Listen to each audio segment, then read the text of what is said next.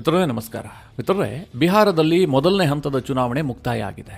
121 ಕ್ಷೇತ್ರಗಳಿಗೆ ನಡೆದಂತಹ ಈ ಚುನಾವಣೆಯಲ್ಲಿ ದಾಖಲೆಯ ಮತದಾನ ಆಗಿದೆ. ಅಂದರೆ ಬಿಹಾರದಲ್ಲಿ ಇದುವರೆಗೂ ಇಷ್ಟು ಮತದಾನ ಆಗಿಯೇ ಇರಲಿಲ್ಲ. ಒಟ್ಟು 66.64% ವೋಟಿಂಗ್ ಆಗಿದೆ. ಮಿತ್ರರೇ, ಯಾವಾಗ ವೋಟಿಂಗ್ ಜಾಸ್ತಿ ಆಗುತ್ತೋ ಲೆಕ್ಕಾಚಾರಗಳು ಶುರುವಾಗುತ್ತೆ. ಇದು ಯಾರಿಗೆ ಪ್ಲಸ್ ಆಗುತ್ತೆ? BJPಗಾಗುತ್ತಾ, ಕಾಂಗ್ರೆಸ್ಗಾಗುತ್ತಾ, JDUಗಾಗುತ್ತಾ, RJDಗಾಗುತ್ತಾ? ಈ ರೀತಿಯ ಲೆಕ್ಕಾಚಾರಗಳು ಶುರುವಾಗ್ಬಿಡ್ತವೆ. ಅದರಲ್ಲೂ ಕೂಡ ದೊಡ್ಡ ಪ್ರಮಾಣದಲ್ಲಿ ವೋಟಿಂಗ್ ಆಯಿತು ಅಂತಂದರೆ ಈ ರಾಜಕೀಯ ಪಕ್ಷಗಳಿಗೆ ಎದೆಬಡಿತ ಕೂಡ ಜಾಸ್ತಿ ಆಗುತ್ತೆ. ಈ ಬಾರಿ ಬಿಹಾರದಲ್ಲಿ ಮೊದಲ ಹಂತದ ಚುನಾವಣೆಯಲ್ಲಿ ಒಂದೆರಡು ಅಂಶಗಳನ್ನು ನೋಟ್ ಮಾಡಲೇಬೇಕು. ಮೊದಲನೇದಾಗಿ, ಮಹಿಳಾ ಮತದಾರರು ಈ ಹಿಂದಿಗಿಂತಲೂ ಜಾಸ್ತಿ ಬಂದು ವೋಟ್ ಮಾಡಿದ್ದಾರೆ. ಸಾಮಾನ್ಯವಾಗಿ ಇತ್ತೀಚಿನ ವರ್ಷಗಳಲ್ಲಿ ಮಹಿಳಾ ಮತದಾರರ ಪ್ರಮಾಣ ಜಾಸ್ತಿ ಆಗ್ತಲೇ ಇದೆ. ನಾನು ಮುಂದೆ ವಿವರಿಸ್ತೀನಿ ಹೇಗೆ ಜಾಸ್ತಿ ಆಗಿದೆ ಅಂತ. ಈ ಬಾರಿ ಅದಕ್ಕಿಂತಲೂ ಕೂಡ ಜಾಸ್ತಿ ಆಗಿದೆ. ಎರಡನೇದಾಗಿ, ಮತದಾರರ ಪಟ್ಟಿ ಪರಿಷ್ಕರಣೆ ಆದ ಬಳಿಕ ನಡೆದಂತಹ ಮೊದಲನೇ ಚುನಾವಣೆ ಇದು. ಲೀಸ್ಟ್ನಿಂದ ಲಕ್ಷಾಂತರ ನಕಲಿ ವೋಟ್ಗಳನ್ನು ಕಟ್ ಮಾಡಲಾಗಿದೆ. ಇಷ್ಟಾದರೂ ಕೂಡ ಬಿಹಾರದಲ್ಲಿ ಭರ್ಜರಿ ಮತದಾನ ಆಗಿದೆ. ಇದು ಸಹ ಈಗ ಕುತೂಹಲಕ್ಕೆ ಕಾರಣ ಆಗಿದೆ.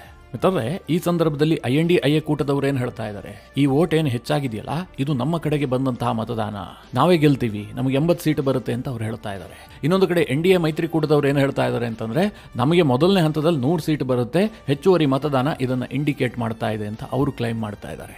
ಹಾಗಾದರೆ ಮೊದಲನೇ ಹಂತದ ಮತದಾನದಲ್ಲಿ ಯಾರಿಗೆ ಎಡ್ಜ್ ಸಿಕ್ಕಿದೆ, ಯಾರು ಗೆಲ್ಲುವಂಥ ಸಾಧ್ಯತೆಗಳು ಜಾಸ್ತಿ ಇದೆ, ಈ ಹೆಚ್ಚುವರಿ ಮತದಾನ ಯಾರಿಗೆ ಬೆನಿಫಿಟ್ ಆಗಬಹುದು, ಯಾರಿಗೆ ನಷ್ಟ ತಂದೊಡ್ಡಬಹುದು, ಇದೆಲ್ಲವುದನ್ನು ಈ ವಿಡಿಯೋದಲ್ಲಿ ನಿಮಗೆ ಡೀಟೇಲ್ ಆಗಿ ತಿಳಿಸ್ಕೊಡ್ತೀನಿ.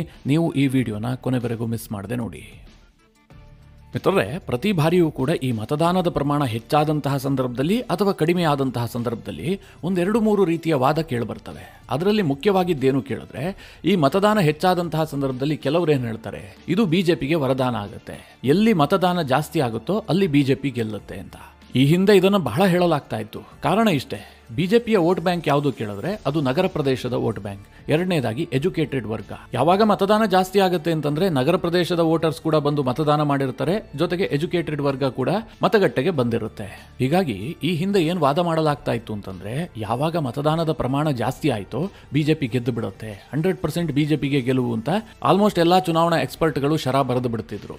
ಆದರೆ ಇತ್ತೀಚಿನ ವರ್ಷಗಳಲ್ಲಿ ಈ ವಾದ ಬಹುತೇಕ ಬಾರಿ ಸುಳ್ಳಾಗಿದೆ. ಯಾಕೆ ಕೇಳಿದ್ರೆ, ಈ ಗ್ಯಾರಂಟಿ ಮತ್ತೊಂದು ಮಗದೊಂದು ಕಾರಣದಿಂದಾಗಿ ನಗರ ಪ್ರದೇಶದ ಜನರ ನಾಡಿಮಿಡಿತವನ್ನ ಕೂಡ ಅರ್ಥ ಮಾಡಿಕೊಳ್ಳೋದಕ್ಕೆ ಸಾಧ್ಯ ಆಗೋದಿಲ್ಲ.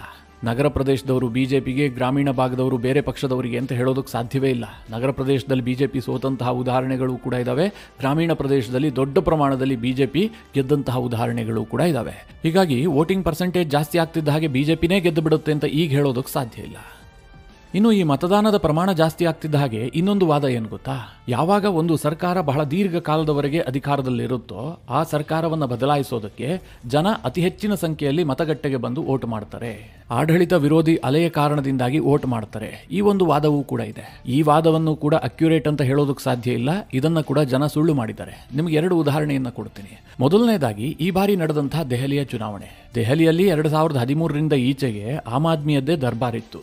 ಈ ಬಾರಿ BJP ಅಭೂತಪೂರ್ವ ಜಯವನ್ನು ದಾಖಲಿಸಿದೆ. ಆದರೆ ದೆಹಲಿಯಲ್ಲಿ ಮತದಾನದ ಪರ್ಸೆಂಟೇಜ್ ಜಾಸ್ತಿ ಆಗಿದೆಯಾ ಕೇಳಿದ್ರೆ ಖಂಡಿತವಾಗ್ಲೂ ಇಲ್ಲ. ಈ ಬಾರಿ ದೆಹಲಿಯ ಚುನಾವಣೆಯಲ್ಲಿ ಕಳೆದ ಬಾರಿಗಿಂತಲೂ ಕೂಡ 2.28% ವೋಟಿಂಗ್ ಕಡಿಮೆ ಆಗಿದೆ. ದೆಹಲಿ ವಿಧಾನಸಭಾ ಚುನಾವಣೆಯಲ್ಲಿ ವೋಟಿಂಗ್ ಪರ್ಸೆಂಟೇಜ್ ಕಡಿಮೆ ಆಯ್ತಲ್ಲ, ಆ ಸಂದರ್ಭದಲ್ಲಿ ಕೆಲ ಎಕ್ಸ್ಪರ್ಟ್ಗಳು ಏನು ಹೇಳ್ತಾ ಇದ್ರು, BJP ಗೆಲ್ಲೋದಕ್ಕೆ ಸಾಧ್ಯವೇ ಇಲ್ಲ, ಆಮ್ ಆದ್ಮಿ ಪಕ್ಷ ಪುನಃ ಅಧಿಕಾರಕ್ಕೆ ಬರುತ್ತೆ ಅಂತ. ಆದರೆ ಮಿತ್ರರೇ, ಅದು ಸುಳ್ಳಾಯಿತು. BJP ಗೆದ್ದುಕೊಳ್ತು. ಇನ್ನು ಈ ವೋಟಿಂಗ್ ಪರ್ಸೆಂಟೇಜ್ ಜಾಸ್ತಿ ಆಗ್ತಿದ್ದ ಹಾಗೆ ಹಾಲಿ ಅಧಿಕಾರದಲ್ಲಿರುವವರನ್ನ ಬದಲಾಯಿಸೋದಕ್ಕೆ ಜನ ಮತಗಟ್ಟೆಗೆ ಬಂದು ಮತದಾನ ಮಾಡಿರ್ತಾರೆ ಎನ್ನುವಂಥ ವಾದ ಇದೆಯಲ್ಲ, ಅದನ್ನು ಕೂಡ ಈ ಬಾರಿಯ ಮಹಾರಾಷ್ಟ್ರ ಚುನಾವಣೆಯಲ್ಲಿ ಜನ ಸುಳ್ಳು ಮಾಡಿದ್ದಾರೆ.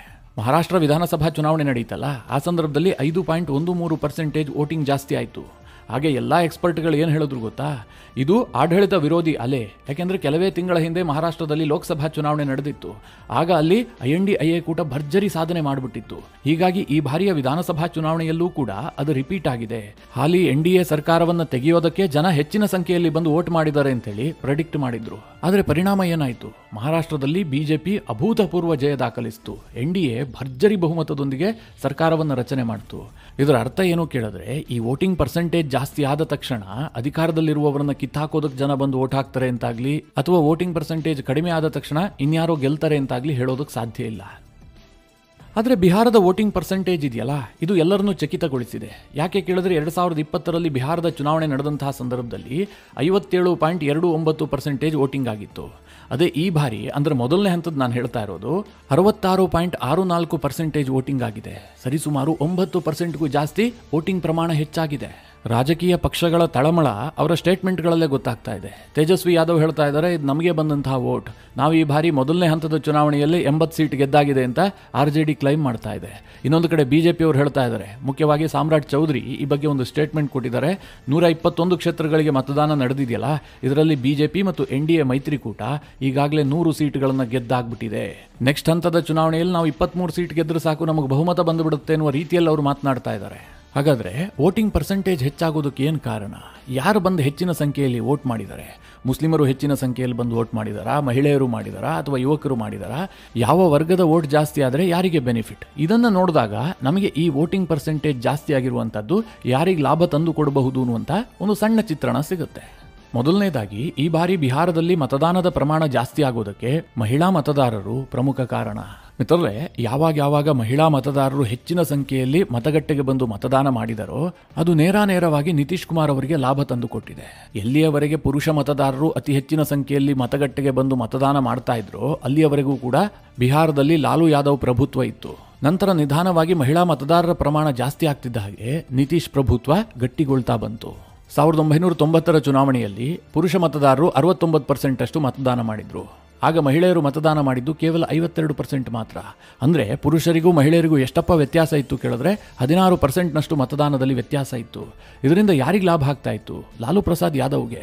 1995ರಲ್ಲಿ ಪುರುಷರು 67% ಮತದಾನ ಮಾಡಿದ್ರೆ 55% ಮಹಿಳೆಯರು ಮತದಾನ ಮಾಡಿದ್ರು. 2000ನೇ ಇಸವಿಯಲ್ಲಿ ಪುರುಷರು 70% ಮತದಾನ ಮಾಡಿದ್ರು, ಮಹಿಳೆಯರು ಕೇವಲ 53% ಮತದಾನ ಮಾಡಿದ್ರು. ಅದೇ 2005ರಲ್ಲಿ ಪುರುಷರು 49% ಮತದಾನ ಮಾಡಿದ್ರೆ ಮಹಿಳೆಯರು 42% ಮತದಾನ ಮಾಡಿದ್ರು. 2005ರಲ್ಲಿ ಮತ್ತೆ ಪುನಃ ಚುನಾವಣೆ ನಡೀತು, ಯಾಕೆಂದ್ರೆ ಯಾರಿಗೂ ಬಹುಮತ ಬಂದಿರಲಿಲ್ಲ, ಹಾಗಾಗಿ ಉಪಚುನಾವಣೆ ನಡೀತು. ಆಗ ಪುರುಷರು 47% ಮತದಾನ ಮಾಡಿದ್ರೆ ಮಹಿಳೆಯರು 44% ಮತದಾನ ಮಾಡಿದ್ರು. ಆಗ್ಲಿಂದಲೇ ನಿತೀಶ್ ಕುಮಾರ್ ಅವರ ಅಧಿಕಾರ ಶುರುವಾಗಿದ್ದು. ಯಾವಾಗ ಪುರುಷರ ಮತದಾನದ ಪ್ರಮಾಣ ಕಂಪ್ಲೀಟ್ ಡೌನ್ ಆಯಿತೋ ನಿತೀಶ್ ಕುಮಾರ್ ಎಮರ್ಜ್ ಆಗ್ಬಿಟ್ರು. 2010ರ ಚುನಾವಣೆಯಲ್ಲಿ ಪುರುಷರು 51% ಮತದಾನ ಮಾಡಿದ್ರೆ ಮಹಿಳೆಯರು 54% ಮತದಾನ ಮಾಡಿದ್ರು. ನಿತೀಶ್ ಕುಮಾರ್ ಅಧಿಕಾರಕ್ಕೆ ಬಂದ 5 ವರ್ಷ ಆಗಿ ಹೋಗಿತ್ತು. ಮಹಿಳಾ ಕೇಂದ್ರಿತವಾದಂತಹ ಕೆಲ ಕಾರ್ಯಕ್ರಮಗಳನ್ನು ಅವರು ಜಾರಿಗೆ ತಂದಿದ್ರು. ಹೀಗಾಗಿ ಚುನಾವಣೆ ಸಂದರ್ಭದಲ್ಲಿ ಮಹಿಳೆಯರು ಮುಕ್ತವಾಗಿ ಬಂದು ಮತದಾನ ಮಾಡಿದ್ರು, ನಿತೀಶ್ ಕುಮಾರ್ ಅವರನ್ನು ಬೆಂಬಲಿಸಿದ್ರು. 2010ರ ಚುನಾವಣೆ ಬಿಹಾರದಲ್ಲಿ ಇತಿಹಾಸವನ್ನ ಸೃಷ್ಟಿಸಿತ್ತು.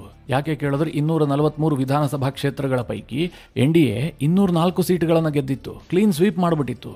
ಅದಕ್ಕೆ ಕಾರಣ ಆಗಿದ್ದೇ ಮಹಿಳಾ ಮತದಾರರು. ಅನಂತರ 2015 ಇರಬಹುದು, 2020 ಇರಬಹುದು, ಮಹಿಳಾ ಮತದಾರರು ದೊಡ್ಡ ಪ್ರಮಾಣದಲ್ಲಿ ಮತದಾನವನ್ನು ಮಾಡ್ತಾ ಇದ್ರು. ಈ ಕಾರಣದಿಂದಾಗಿ ನಿತೀಶ್ ಕುಮಾರ್ ಅವರ ಗೆಲುವಿನ ಓಟವನ್ನು ತಡೆಯೋದಕ್ಕೆ ಸಾಧ್ಯ ಆಗ್ತಾ ಇರಲಿಲ್ಲ.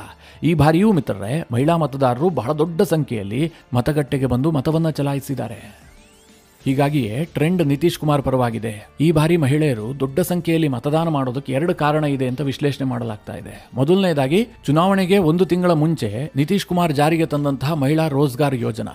ಈ ಯೋಜನೆ ಏನು ಕೇಳಿದ್ರೆ ಸರಿಸುಮಾರು 1 ಕೋಟಿ ಮಹಿಳೆಯರಿಗೆ ಮಹಿಳಾ ರೋಜ್ಗಾರ್ ಯೋಜನೆಯಡಿಯಲ್ಲಿ 10,000 ರೂಪಾಯಿಯನ್ನ ಅಕೌಂಟ್ಗೆ ಹಾಕಲಾಗಿದೆ. ಬಿಹಾರದಲ್ಲಿ 4ರಲ್ಲಿ ಓರ್ವ ಮಹಿಳೆಗೆ ಈ ಯೋಜನೆಯ ಲಾಭ ಆಗಿದೆ. ಸರಿಸುಮಾರು ಪ್ರತಿ ಕುಟುಂಬಕ್ಕೂ ಕೂಡ ಈ ಯೋಜನೆಯ ಲಾಭ ಆಗಿದೆ ಅಂತಂದ್ರೆ ತಪ್ಪಾಗ್ಲಿಕ್ಕಿಲ್ಲ. ಇದು ಮಹಿಳೆಯರಲ್ಲಿ ಮತದಾನದ ಉತ್ಸಾಹವನ್ನು ಹೆಚ್ಚು ಮಾಡಿದೆ ಅಂತ ಕೆಲವರ ವಿಶ್ಲೇಷಣೆ. ಎರಡನೇದಾಗಿ ಇನ್ನೊಂದೇನು ಕೇಳಿದ್ರೆ, ಬಿಹಾರದಲ್ಲಿ ನಿತೀಶ್ ಕುಮಾರ್ ಅಧಿಕಾರಕ್ಕೆ ಬಂದ ಮೇಲೆ ಮಾಡಿದಂತಹ ಅತಿ ದೊಡ್ಡ ನಿರ್ಧಾರ ಯಾವುದು ಕೇಳಿದ್ರೆ ಅದು ಮದ್ಯ ನಿಷೇಧ. ಆದರೆ ಈ ಬಾರಿಯ ಚುನಾವಣೆಯಲ್ಲಿ ತೇಜಸ್ವಿ ಯಾದವ್ ಪುನಃ ಅಧಿಕಾರಕ್ಕೆ ಬರಬಹುದು ಅನ್ನುವಂತಹ ವಾತಾವರಣ ನಿರ್ಮಾಣ ಆಯಿತು. ತೇಜಸ್ವಿ ಯಾದವ್ ಅಧಿಕಾರಕ್ಕೆ ಬಂದಿದ್ದೇ ಆದರೆ ಅವರು ಮತ್ತೆ ಮದ್ಯವನ್ನು ಆರಂಭಿಸಬಹುದು, ಬಿಹಾರದಲ್ಲಿ ಪುನಃ ಮದ್ಯ ಮಾರಾಟ ಶುರು ಆಗಬಹುದು ಅನ್ನುವಂತಹ ಆತಂಕ ಇತ್ತು. ಇದು ಮಹಿಳಾ ಮತದಾರರಲ್ಲಿ ಬಹಳ ತಲ್ಲಣವನ್ನು ಹುಟ್ಟು ಹಾಕ್ಬಿಡ್ತು. ಹೀಗಾಗಿ ತೇಜಸ್ವಿ ಯಾದವ್ ಅಧಿಕಾರಕ್ಕೆ ಬರಬಾರದು, ನಿತೀಶ್ ಕುಮಾರ್ಗೆ ಅಧಿಕಾರ ಕೈತಪ್ಪಬಾರದು ಅಂತಲೇ ಮಹಿಳಾ ಮತದಾರರು ಹೆಚ್ಚಿನ ಸಂಖ್ಯೆಯಲ್ಲಿ ಬಂದು ಮತದಾನ ಮಾಡಿದ್ದಾರೆ ಅಂತ ಹೇಳಲಾಗ್ತಾ ಇದೆ. ಇದೆಲ್ಲವೂ ಕೂಡ ನಿತೀಶ್ಗೆ ಫೇವರ್ ಆಗಿದ್ರೆ ತೇಜಸ್ವಿ ಯಾದವ್ಗೂ ಕೂಡ ಫೇವರ್ ಆದಂತಹ ಕೆಲವು ಅಂಶಗಳಿದ್ದಾವೆ. ಅದೇನು ಕೇಳಿದ್ರೆ, ಈ ಬಾರಿ ಮಹಿಳಾ ಮತದಾರರ ಪ್ರಮಾಣ ಜಾಸ್ತಿ ಆಗಿದೆ. ಅದರಲ್ಲಿ ಪ್ರಮುಖವಾಗಿ ಮುಸ್ಲಿಂ ಮಹಿಳೆಯರ ಮತದಾನವೂ ಕೂಡ ಜಾಸ್ತಿ ಆಗಿದೆ.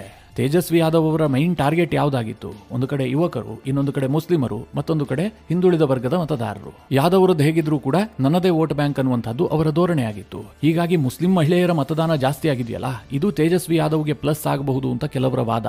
ಆದರೆ ತೇಜಸ್ವಿ ಯಾದವ್ ಪರವಾಗಿರುವಂತಹ ಇನ್ನೊಂದು ಅಂಶ ಏನು ಕೇಳಿದ್ರೆ, ಈ ಬಾರಿ ಬಿಹಾರದಲ್ಲಿ ತೇಜಸ್ವಿ ಯಾದವ್ ಟಾರ್ಗೆಟ್ ಮಾಡಿದ್ದು ಯುವಕರನ್ನ. ಯುವ ಸಮುದಾಯ ಬಿಹಾರದಲ್ಲಿ ಬಹಳ ದೊಡ್ಡ ವೋಟ್ ಬ್ಯಾಂಕ್. 18ರಿಂದ 29 ವಯಸ್ಸಿನ ಮತದಾರರು ಬಿಹಾರದಲ್ಲಿ ಒಟ್ಟು 28% ವೋಟರ್ಸ್ ಇದ್ದಾರೆ. ಈ ಯುವ ಸಮುದಾಯಕ್ಕೆ ಮೈನ್ ಸಮಸ್ಯೆ ಯಾವುದು ಕೇಳಿದ್ರೆ ನಿರುದ್ಯೋಗ. ಬಿಹಾರದಲ್ಲಿ ಉದ್ಯೋಗ ಜನರೇಟ್ ಆಗ್ತಾ ಇಲ್ಲ. ಅವರು ಉದ್ಯೋಗ ಮಾಡಬೇಕು ಅಂತಂದ್ರೆ ಬೇರೆ ರಾಜ್ಯಕ್ಕೆ ಹೋಗಲೇಬೇಕು. ಗ್ರಾಜುಯೇಟ್ ಆದಂತವರು ಕೂಡ ಕೂಲಿ ನಾಲಿ ಮಾಡುವಂತಹ ಪರಿಸ್ಥಿತಿ ಇದೆ. ಇದೇ ಕಾರಣದಿಂದ ತೇಜಸ್ವಿ ಯಾದವ್ ಈ ಯುವ ಸಮುದಾಯವನ್ನ ಟಾರ್ಗೆಟ್ ಮಾಡಿದ್ರು. ಅವರೊಂದು ಭರವಸೆ ಕೊಟ್ಟಿದ್ರಲ್ಲ, ನಾನು ಅಧಿಕಾರಕ್ಕೆ ಬಂದಿದ್ದೆ ಆದ್ರೆ ಪ್ರತಿ ಮನೆಗೂ ಕೂಡ ಒಂದು ಸರ್ಕಾರಿ ಉದ್ಯೋಗ ಕೊಡ್ತೀನಿ ಅಂತ. ಮಿತ್ರರೇ, ಅದಾಗೋದಿಲ್ಲ. ತೇಜಸ್ವಿ ಯಾದವ್ಗೆ 243 ಕ್ಷೇತ್ರದಲ್ಲಿ ಜಯ ಸಿಕ್ಕಿದ್ರೂ ಕೂಡ ಅವರು ಮನೆಗೊಂದು ಸರ್ಕಾರಿ ಉದ್ಯೋಗ ಕೊಡೋದಕ್ಕೆ ಸಾಧ್ಯವೇ ಇಲ್ಲ. ಆದರೂ ಸಹ ಅಂತ ಭರವಸೆ ಕೊಟ್ಟಿದ್ರು. ನಾನು ಯುವಕರ ಐಕಾನ್ ಅನ್ನುವ ರೀತಿಯಲ್ಲಿ ತೇಜಸ್ವಿ ಯಾದವ್ ತನ್ನನ್ನು ತಾನು ಬಿಂಬಿಸಿಕೊಂಡಿದ್ರು. ಇದೂ ಸಹ ಮತದಾನದ ಪ್ರಮಾಣ ಜಾಸ್ತಿ ಆಗೋದಕ್ಕೊಂದು ಕಾರಣ ಆಗಿರಬಹುದು. ಹೆಚ್ಚಿನ ಸಂಖ್ಯೆಯಲ್ಲಿ ಯುವಕರು ಮತದಾನ ಮಾಡಿರೋದು ತೇಜಸ್ವಿ ಯಾದವ್ಗೆ ಬೆನಿಫಿಟ್ ಆಗಬಹುದು ಅಂತ ಕೆಲವರ ವಾದ ಇದೆ. ಇದರ ಜೊತೆಗೆ ಈ ಬಾರಿ ಮತದಾರರ ಪಟ್ಟಿ ಪರಿಷ್ಕರಣೆ ಆಗಿತ್ತು. ಲಕ್ಷಾಂತರ ವೋಟ್ಗಳನ್ನು ಕಟ್ ಮಾಡಲಾಗಿತ್ತು. ಇಷ್ಟಾದರೂ ಕೂಡ ವೋಟಿಂಗ್ ಪರ್ಸೆಂಟೇಜ್ ಜಾಸ್ತಿ ಆಗಿದೆಯಲ್ಲ, ಇದು ಒಂದು ಸಹಜವಾಗಿ ಆಶ್ಚರ್ಯವನ್ನು ಹುಟ್ಟುಹಾಕಿದೆ. ಇನ್ನು ಈ ಬಾರಿ ವೋಟಿಂಗ್ ಪರ್ಸೆಂಟೇಜ್ ಜಾಸ್ತಿ ಆಗೋದಕ್ಕೆ ಇನ್ನೊಂದು ಪ್ರಮುಖ ಕಾರಣವನ್ನು ಕೂಡ ನೋಟ್ ಮಾಡಲಾಗ್ತಾ ಇದೆ. ಅದೇನು ಕೇಳಿದ್ರೆ 2020ರಲ್ಲಿ ಚುನಾವಣೆ ನಡೆದಿತ್ತಲ್ಲ, ಆಗ ಕೊರೋನಾ ಪೀಕ್ನಲ್ಲಿತ್ತು. ಕೊರೋನಾ ಕಾರಣದಿಂದಾಗಿ ಹೊರ ರಾಜ್ಯದಲ್ಲಿದ್ದಂತಹ ಮತದಾರರು ಬಿಹಾರಕ್ಕೆ ಬಂದು ಮತದಾನ ಮಾಡೋದಕ್ಕೆ ಕಷ್ಟ ಆಗಿತ್ತು. ಜೊತೆಗೆ ಕೊರೋನಾ ಕಾರಣದಿಂದಾಗಿ ಜನ ಮತಗಟ್ಟೆಗೆ ಬರೋದಕ್ಕೂ ಕೂಡ ಹಿಂದೇಟು ಹಾಕಿದ್ರು. ಆದ್ರೆ ಈ ಬಾರಿ ಹಾಗಾಗಿಲ್ಲ. ಜನ ಅತ್ಯಂತ ಉತ್ಸಾಹದಿಂದ ಬಂದು ಮತದಾನ ಮಾಡಿದ್ದಾರೆ. ಬೇರೆ ಬೇರೆ ರಾಜ್ಯದಲ್ಲಿ ವಾಸ ಮಾಡ್ತಾ ಇದ್ದಂತಹ ಮತದಾರರು ಕೂಡ ಬಿಹಾರಕ್ಕೆ ಬಂದು ಮತದಾನ ಮಾಡಿದ್ದಾರೆ. ಇದು ಕೂಡ ಸಮ್ ಪರ್ಸೆಂಟೇಜ್ ವೋಟಿಂಗ್ ಜಾಸ್ತಿ ಆಗೋದಕ್ಕೆ ಪ್ರಮುಖ ಕಾರಣ ಅಂತ ಕೆಲವರು ಹೇಳ್ತಾ ಇದ್ದಾರೆ. ಒಂದು ವೇಳೆ ಮಿತ್ರರೇ, ಮೊದಲನೇ ಹಂತದ ಟ್ರೆಂಡ್ ಏನಾದರೂ ಎರಡನೇ ಹಂತದಲ್ಲೂ ಮುಂದುವರೆದಿದ್ದೇ ಆದರೆ, ಎರಡನೇ ಹಂತದಲ್ಲೂ ಕೂಡ 122 ಕ್ಷೇತ್ರಗಳಿಗೆ ಚುನಾವಣೆ ಇದೆ. ನವೆಂಬರ್ 11ನೇ ತಾರೀಕು ನಡೆಯುತ್ತೆ. ಆ ಸಂದರ್ಭದಲ್ಲೂ ಕೂಡ ಇದೇ ಪ್ರಮಾಣದಲ್ಲಿ ವೋಟಿಂಗ್ ಜಾಸ್ತಿ ಆಗಿದ್ದೇ ಆದರೆ ಬಿಹಾರದಲ್ಲಿ ಈ ಬಾರಿ ಭಾರೀ ಬಹುಮತದ ಸರ್ಕಾರ ರಚನೆ ಆಗಬಹುದು. ಫೋಟೋ ಫಿನಿಶ್ ಆಗುತ್ತೆ ಎನ್ನುವಂತಹ ಸುಳಿವು ಸಿಗ್ತಾ ಇಲ್ಲ. ಒಂದು ಭರ್ಜರಿ ಬಹುಮತದ ಸರ್ಕಾರ ರಚನೆ ಆಗಬಹುದು.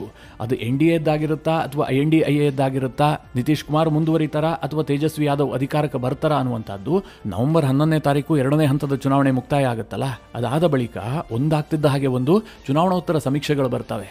ಆಗ ನಮಗೊಂದು ಸಾಮಾನ್ಯ ಪಿಕ್ಚರ್ ಸಿಗುತ್ತೆ, ಯಾರ ಪರವಾಗಿದೆ ಟ್ರೆಂಡ್ ಅಂತ. ಎಕ್ಸಾಕ್ಟ್ ಆಗಿ ಚುನಾವಣಾ ಸಮೀಕ್ಷೆಗಳು ನಂಬರನ್ನ ಭವಿಷ್ಯ ನುಡಿಯೋದಕ್ಕೆ ಸಾಧ್ಯವೇ ಇಲ್ಲ. ಆದರೆ ಟ್ರೆಂಡ್ ಯಾರ ಪರವಾಗಿದೆ, ಯಾರು ಗೆಲ್ಲಬಹುದು, ಅದರ ಒಂದು ಸಣ್ಣ ಚಿತ್ರಣವಂತೂ ಸಿಗುತ್ತೆ. ಮಿತ್ರರೇ, ಈ ವಿಚಾರದ ಕುರಿತಾಗಿ ನಿಮ್ಮ ಅನಿಸಿಕೆ ಅಭಿಪ್ರಾಯಗಳೇನು? ಬಿಹಾರದಲ್ಲಿ ಕಳೆದ ಬಾರಿಗಿಂತ ಈ ಬಾರಿ 9% ವೋಟಿಂಗ್ ಜಾಸ್ತಿ ಆಗಿದೆಯಲ್ಲ, ಇದು ಯಾರಿಗೆ ಬೆನಿಫಿಟ್ ಆಗಬಹುದು? NDAಗಾಗತ್ತಾ, INDIAಗಾಗತ್ತಾ? ನಿಮ್ಮ ಅನಿಸಿಕೆ ಅಭಿಪ್ರಾಯವನ್ನು ಕಮೆಂಟ್ ಮಾಡುವ ಮೂಲಕ ನಮಗೆ ತಿಳಿಸಿ. ಹಾಗೆ ನಿಮಗೆ ಈ ವಿಡಿಯೋ ಇಷ್ಟವಾದರೆ ಲೈಕ್ ಮಾಡಿ. ಜೊತೆಗೆ ನೀವಿನ್ನೂ ನಿಮ್ಮ ನೆಚ್ಚಿನ ಸಂಸ್ಕಾರ ಸೌರಭ ಯೂಟ್ಯೂಬ್ ಚಾನಲ್ನ ಸಬ್ಸ್ಕ್ರೈಬ್ ಮಾಡಿಲ್ಲ ಅಂತಾದರೆ ಈ ಕೂಡಲೇ ಸಬ್ಸ್ಕ್ರೈಬ್ ಮಾಡಿ. ಮುಂದಿನ ಎಲ್ಲ ಅಪ್ಡೇಟ್ಗಳ ನೋಟಿಫಿಕೇಷನ್ಗಾಗಿ